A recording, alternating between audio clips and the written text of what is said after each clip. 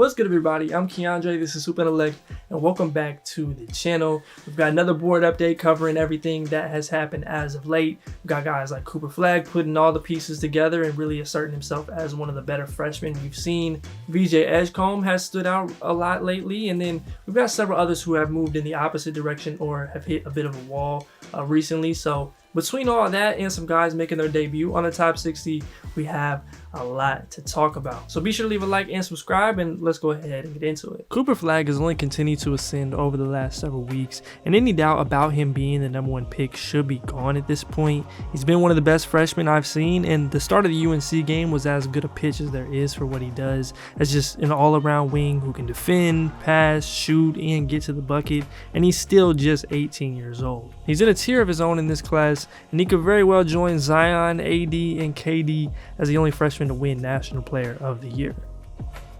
Dylan Harper remains the #2 on my board, and I'm still super confident in that assessment. His abilities as a big playmaker who creates advantages, is shooting nearly 40% off the catch, and is viable defensively despite lower activity is a lot of what you want to see from a top pick. He's dealt with some injuries and has been sick lately, and that's probably created a little recency bias, but that night against Illinois was pretty telling of who's who, and he showed the full skill set in that game. There were rumors that he shut it down, but it seems like he'll play it out, and we'll see what he does the rest of the way. In his last 6 games, VJ Edgecombe is averaging about 21 points, 4 rebounds, 3 assists, and 2 steals while shooting over 50% from 3 and looking like every bit of a top 5 prospect. His combination of elite athleticism, defensive impact, and feel on both ends have always made him an intriguing prospect. But when the shot is falling and he's aggressive, using those tools to get to the bucket and taking that occasional pull-up, he's dangerous. Now, there's still going to be questions in his handle and that pull-up ability at his size, and that shouldn't just be thrown out. But what he does do and some of the strides that he's made do outweigh that and keep him pretty appealing. There you go. Ace Bailey is one of the most interesting prospects I've scouted in doing this, but the more the year goes on, I actually like him more with his flaws in mind. I just think a 6'10 wing with his level of shot making upside, off-ball scoring, and defensive potential is a much easier sell than it's at times been discussed. Now, those of y'all who have been around know I've long talked about some of his decision making and handle issues that could keep him from being that true star wing caliber of player, even though he isn't a finished product at 18. But again, for most teams, I see something I can work with and has the potential to be a real difference maker. It has been easier to question Kasper Siakochonis' translation as a lead guard at the next level in some of these recent games. He's still an exceptional passer, he's great in the pick and roll, he's crafty, and the step backs have been lethal. But the handle against pressure, change of direction, and the ability to create blow-bys just hasn't really been there in the way that you'd want it from a clear primary. I still like him as a prospect and think he belongs as a top 10 talent, and he bounced back against Minnesota in a big way, but considering the defense and off-ball history, there are some questions there worth considering in his projection, but again, still one of the better options in the class. Kamal Malawach is an easy prospect to like, especially in the context of this class. He's been exceptional as a play finisher, showing great hands, a massive catch radius, and smooth feet as a roller. He's been exceptional as a play finisher, showing massive catch radius and smooth feet as a roller. And he's also led one of the best defenses in the country, taking up a ton of space on the interior and actually switching way more than you would anticipate. So there's a clear path to him making a real impact. Now, he does need to get better defending the post. His instincts as a shot blocker aren't top tier, and there's always going to be some natural hesitation in how high you take bigs that have had as little playmaking and individual creation responsibility that he has this year. But you look at his offensive priors, his tools, and it's hard to see him getting out of the top 10 on draft night, even though he is still a bit of a work in progress. I've been somewhat skeptical of Collin Murray-Boyles over the last couple years, but I've started to value what he does more and more. I'm fully convinced of his defensive versatility and impact. He checks the boxes physically, he has great touch inside and feel as a passer, and has improved a lot as a driver. And there's just generally a lot there that gives him a fairly high floor in the right spot. Now, I do think if he's going to continue being an unwilling shooter while not being a hub level playmaker, that could make his fit clunkier in some spots. But I come back to him being a good basketball player with useful traits and one that's competed despite his team being rough, and that back half of the lottery feels right for him. It's pretty difficult for a freshman like Trey Johnson to be as consistent as he's been in this SEC as the #1 on the scouting report, but he's done it. He's a bucket getter who plays with a lot of confidence and has had some needed flashes as a driver and passer recently. Still got some questions there and also on the defensive end, but I think he does enough to be considered in the lottery as that off-ball scoring threat that can heat up quick. Like that. And a turnover, here comes Johnson. Asa Newell's size, versatility, and consistent production as a play finishing big make him an intriguing bet to contribute. He hit 3 threes against Mississippi State, and over the last month he shot about 31% on 3 attempts a game, so it's at least been good progress from the beginning of the season, even though he's far from being a true threat right now. Even with some of the tweener concerns that are still there at the 4 or the 5, and in him as an overall playmaker that I think could make him less than a surefire bet to go like top 7, the tools and impact against other pros in a tough conference is going to keep him fairly high. Maryland's Derek Queen is another guy that's been one of the most interesting to place in this class. I'm frequently impressed by his playmaking abilities as a big. He can grab and go, he can make touch passes, he can operate out of the post, he drives it and scores well inside, and he was absolutely dominant against Rutgers. But some of those defensive lapses, the shooting questions, and these games where he's just been completely disinterested have kept him from being like a home run type of talent. I still love his skill set and I think it's definitely lottery worthy in this class, but he's someone that has questions that for certain teams probably won't make a ton of sense to pick. Jeremiah Fears has taken a lot of lumps in conference play, which aren't all that surprising for a guard as young as he is, but it does at least highlight some of his shooting and decision-making questions, and certainly keeps him out of that sort of top 5 range for me. Big picture though, I think a guard with his handle and physicality, capable of getting to the paint with upside as a pull-up shooter, will always have a great case. And we'll see if he can have a few more nights like Vanderbilt and not get taken clean out of games like Auburn, Alabama, and Texas A&M had it. Duke's Con Knipple had a fairly slow start to the year, but he's picked it up in conference play and has a lot to like as a 6'6 guard who can shoot the 3, is a good connected playmaker, and competes on the defensive end. Now, he's a below average athlete, which limits him in a lot of ways, particularly as a finisher, but you start to get into that late lottery range and beyond, and his game becomes pretty appealing for teams with their cornerstone pieces in place and needed some shooting and good decision making. I think Thomas Sorber belongs in the mix with all the more acclaimed bigs in this class. He's been so immediately and consistently impactful for the Hoyas, and a lot has stood out, whether it's his defensive positioning and activity, the passing, feel, and scoring skill set on the inside, or just his dexterity and close. And despite being a little unconventional and undersized, which is not necessarily unique for front court players in this class, he brings a lot to the table. Miles Byrd hasn't had the best shooting nights as of late, but he continues to be another really easy prospect to like. He's a 6'6 wing who can shoot it, makes a ton of plays defensively, is an impressive passer, and is an NBA level run and jump athlete, and that's worth considering as high as the lottery to me. Now, his struggles at the bucket and in physicality can't be ignored even as a complimentary player, but he checks a lot of boxes, and I'll be interested to see how he looks the rest of the way. Liam McNeeley was out several weeks with a high ankle sprain, but he returned against St. John's, and though he didn't shoot it well, I thought he was solid considering how tough a game that is to come back to. He's got clear appeal as a shooting wing who has shown a little more capability as a driver recently and has enough to contain on defense, so he's still a prospect worth valuing.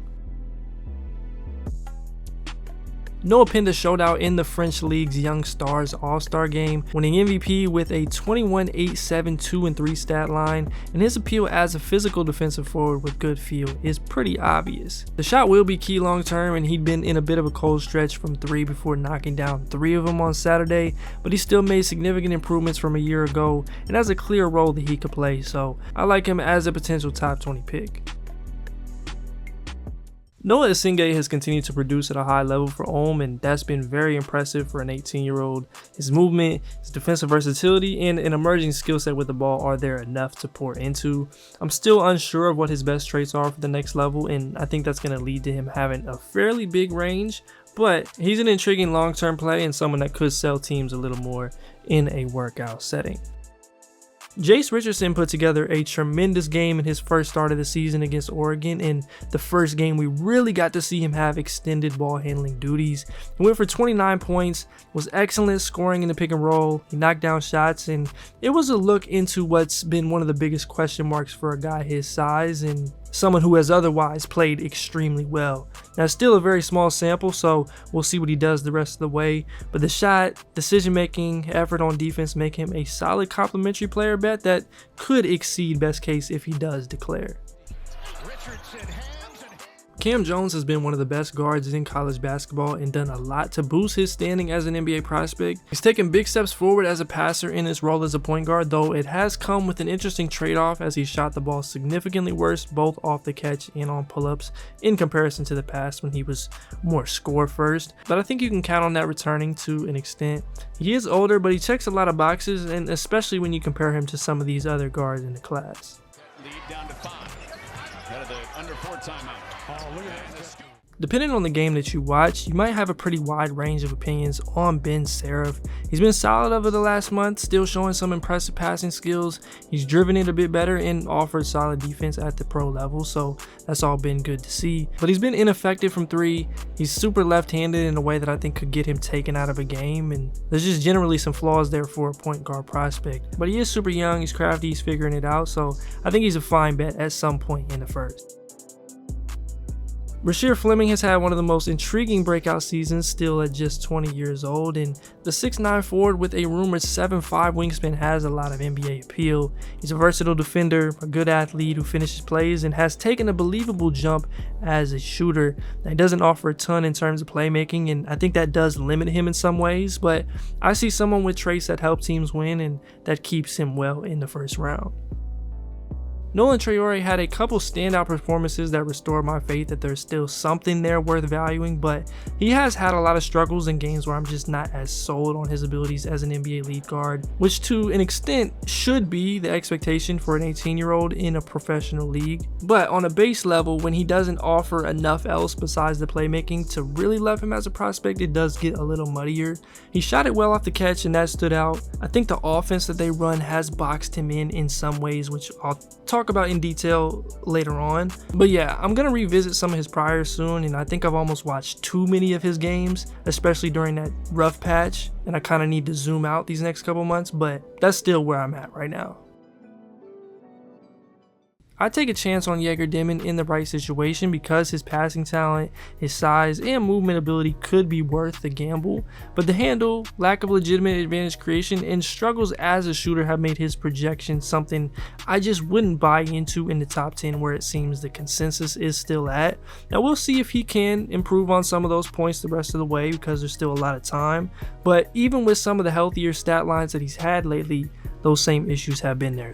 LeBaron Philon has struggled since the last update and has dealt with some ankle injuries as of late. And the tough thing about being on a good older team is they've got guys that they can go with instead of him pretty quickly. I still think there's a very good player there with how he impacts games as a defender, playmaker, and pick and roll operator, but lottery was probably a bit too rich for him, especially with the shot still in question in all facets, but we'll see how things play out. Carter Bryant has been an integral part of Arizona starting to get on the right track in conference play, and I think he's a much better prospect than his minutes would suggest. A 6'9" wing with his defensive versatility, shot making from 3, and solid connective qualities is something I think every team will be intrigued by. I wouldn't mind seeing him with the Wildcats another year, but the traits he has are ones that teams are always looking for.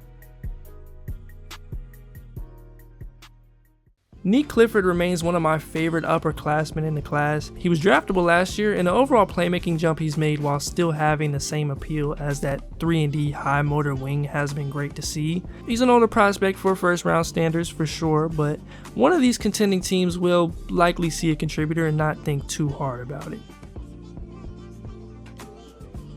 I love watching Danny Wolf play the game, and there's just not many 7-footers who can handle and make plays like him and also have the upside to space it. Now, as I've had more of a focus watched on him defensively, some of those required 5-man responsibilities aren't there in drop, and he's obviously not the most exceptional mover in terms of matching up on the perimeter, so those things do matter, but his skill set is first round caliber and pretty hard to find. Hugo Gonzalez has had a couple nice starting and playing extended minutes, which has been nice to see. He's still more of a spot minutes guy, so there's not really much else to say or take away from those games, but his priors as a defensive and off-ball wing with some shot-making upside will still garner interest as high as the mid to late first round. Will Riley has had some games recently that remind you why he was a potential lottery pick entering the year. His overall upside as a shot-making wing who can make a play for others is there, and when he's been aggressive, it's yielded great results. Now, he's still behind physically in a way that I think is going to take some time, but if he continues on this hot streak that he's been on, he's only going to continue to rise because he's probably been their best prospect the last week or so for whatever that's worth. The Gophers. Riley spins it on a Ian Jackson has cooled off as of late, particularly as a three-point shooter, but I still like his upside as a bucket-getting guard with good size and physical traits. I'd need there to be a little more from him as a playmaker and defensively in the past or in flashes this year to be higher on him than this, but I still like his upside towards the end of the first round into the second if he does declare. And if not, UNC would have a really good year two guy in a class that is kind of open beyond those top flight talents. get them back. Jackson to the right.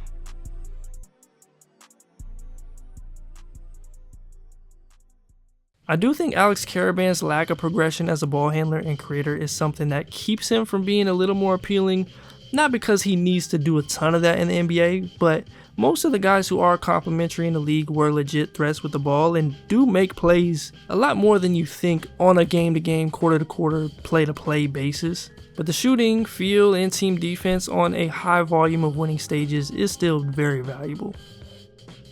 Now, given the volatility of smaller guards in the draft historically, it probably makes sense for Boogie Fland to stay in college as long as possible. I mean, Rob Dillingham and Reece Sheppard haven't cracked their rotations completely, and they were infinitely better performers and had better skill sets than most guards in this class, but I do still like Boog's skill set as a quick shot making guard who is pesky on ball defensively, and he had a lot of great moments this year. The issues as a finisher and in his shot selection were there in abundance, but I still consider him in the top 40 in the right spot, if that is what he decides, knowing Cal does have a group of guards on the way.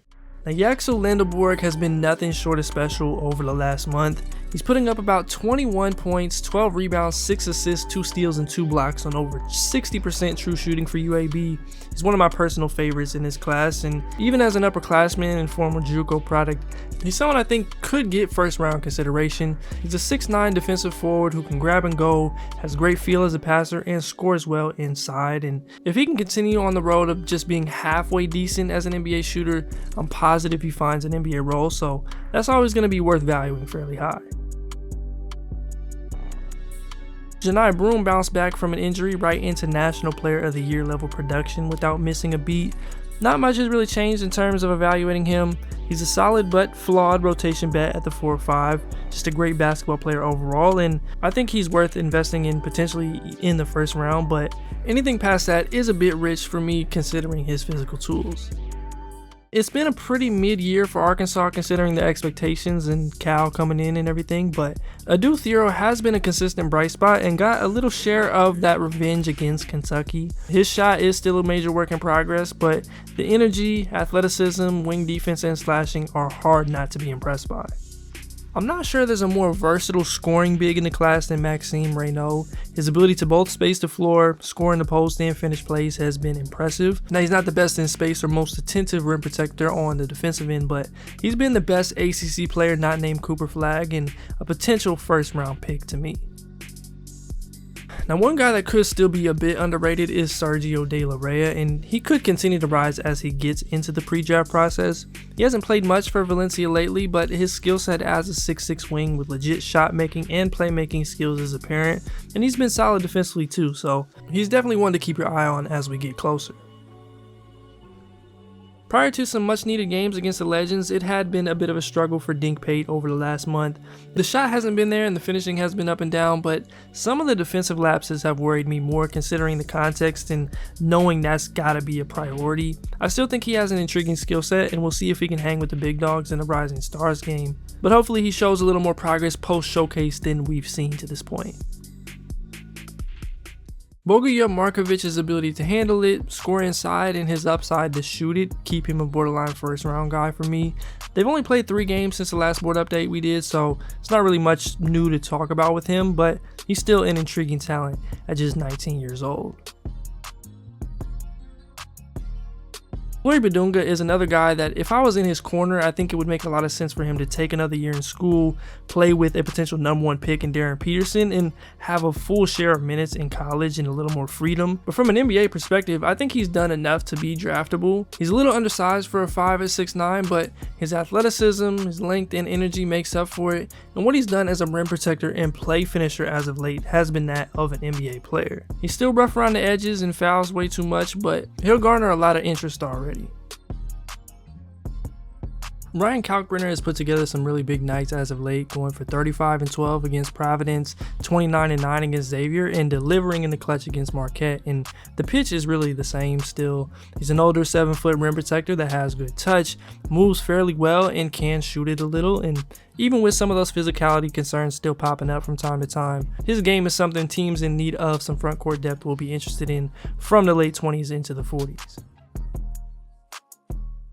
San Diego State's Magoon Gwath has grown exponentially over the course of the season and is currently hitting his stride offensively in a big way. He's a 7-foot forward who is a terrific shot blocker, an intriguing mover, and has some real perimeter skills that have shown up more and more. He's had an interesting path to this point with some big injuries and an ankle surgery that kept him from playing much basketball in the last couple years, but if he continues ascending at the rate that he has, he could be a real prospect in this draft rather than the long-term guy I've kind of penciled him in as. So he's definitely one to see a game of if you haven't already. Darion Williams finds a way to impact the game and make timely shots, even in some of those off nights that he's had lately. That's why I still view him as a real guy and someone that could eventually carve out a role as a physical wing with great feel and enough movement ability to hold up on the defensive end. I couldn't figure out why Alex Tui's minutes have fluctuated so much recently, so I need to find that detail. But a game like the 23-point night against Perth, you can see why he's been in that early second round range, and for some, even in the first round still.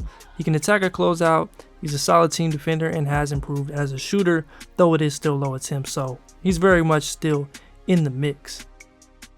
I don't think I've given Jameer Watkins enough credit for the jump that he has taken as a 3-point shooter, because he has taken a full 2 more a game than he had in the past and is still shooting about 35% there. You match that with the wing defense and connective qualities that he has, and you have someone still worth considering at least for a 2-way. Chaz Lanier has taken a step back from his wild start to the year, but he has maintained, and I like how he's responded to Rick Barnes calling him out after that set was ran for him against Texas, and then also that rough patch that he had there. But the appeal is still there for a knockdown shooter who can put it on the floor and is okay defensively. Doesn't offer enough there or as a playmaker to be like first round high on him for me as a 5th-year guy, but I still like his game. Johan Grunlow's skill set as a stretch big who can block shots and is doing it at a young age in the German BBL is going to continue to keep him an easy draftable guy. Now there's not much to update about him either since the last time we talked, but that's going to continue to be the gist of what he could bring to the table. Houston's JoJo Tugler is still pretty unrefined offensively and gets into foul trouble a little too easily, but he's one of the most impactful defenders in recent memory at 6'8" with a 7'6" wingspan. He's also super active on the glass and is enough to consider him a long-term guy and someone that could benefit from playing with NBA playmakers. This St. John's team is as tough as it gets, and RJ Lewis is a big part of that. His shot is still a work in progress, but the defense, athleticism, off-ball play, and ability to produce enough as a shot maker has been impressive. I think he's draftable, and if they continue winning like they have going into March, he'll inevitably see a boost on boards and mocks, and more importantly, in front offices. Eric Daly has been one of the more underrated players in the country this year as one of the driving forces to UCLA's recent surge, and I think he's an intriguing prospect as a defensive wing who has made strides with the ball and as a shot maker, and also been very efficient in his minutes this year. I've been impressed by his improvement coming from Oklahoma State, and that combination of skills has gotten him well into the draft conversation. Florida's Walter Clayton Jr. is another guy that's dealt with some injuries, and there have been some moments where the decision making has been a little shaky in SEC play, and it's resembled more that undersized 2 guard. But grand scheme, I think he's been the most dynamic piece of this offense, and he should still have a lot more to give as they try to get a top 2 seed in the tournament.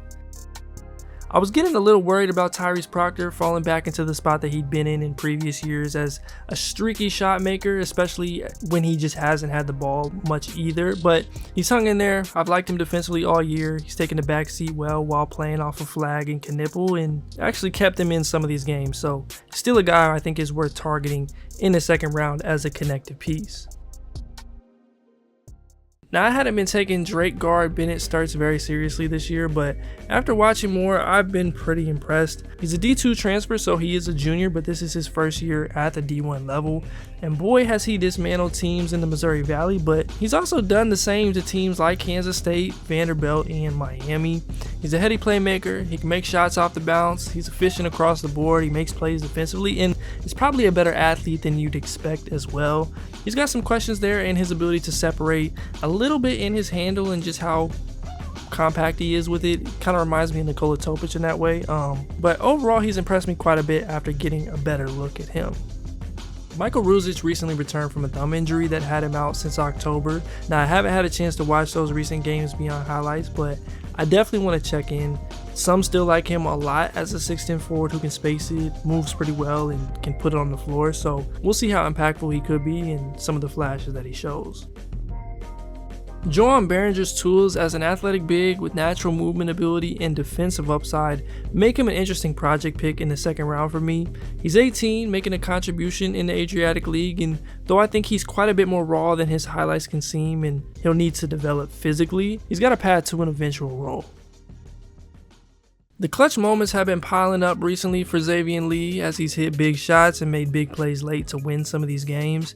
His skill set as one of the most naturally gifted creators and separators has continued to stand out. He's also shot it better, so he'll be well on draft radars again this year after testing the waters a year ago.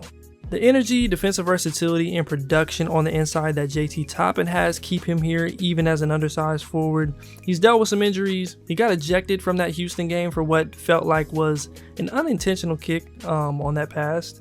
So it's been a weird couple months, but he'll continue to be well on radars. Iowa State's Josh Jefferson has really impressed me as the season has progressed. He's a toolsy forward who defends, can make a play, and scores well on the inside. He's still not a big-time threat from 3, as was the case at St. Mary's, but he's adjusted well to the bump in competition and put up 15, 8, 2, and 2 in his last 9 games, so he's established himself as a draft candidate. Since the last board, Hunter Salas has hovered around 18, 6, and 1 on about 50% from the floor and 36% from 3, which is solid. There's still some appeal there in his shot making as a 6'5" 2 guard who competes on defense. He probably doesn't do enough else at his size to be more than a two-way or second round guy, at least at the moment. Oregon State's Michael Rataj is one of my favorite sleepers in the class right now. I talked about him on the recent podcast, so check that out if you haven't already. And I just find his game as a 6'9" forward who's a versatile defender, can drive it, and has solid feel as a passer, and has also now spaced his game out to 3, is worth considering. Now, he's still got some refining to do. This is the first year that he has shot it well at all, so there's some questions there, but he has some pro level tools. And here's a look back at the entire top 60.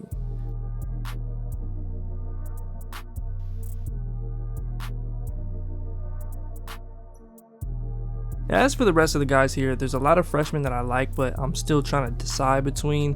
I've been impressed by Tahad Pettifer's confidence and abilities as a dynamic shot maker, but he is a small guard who really has one job right now, and that is to get buckets. So I think he could use it another year, but he could also be that undeniable type of talent the rest of the way. Rob Wright is another small guard that's been exceptional for Baylor. I think he's going to end up being one of the best guards in the country next season. Kennon Catchings and Drake Powell are both intriguing long-term wings and still in the mix.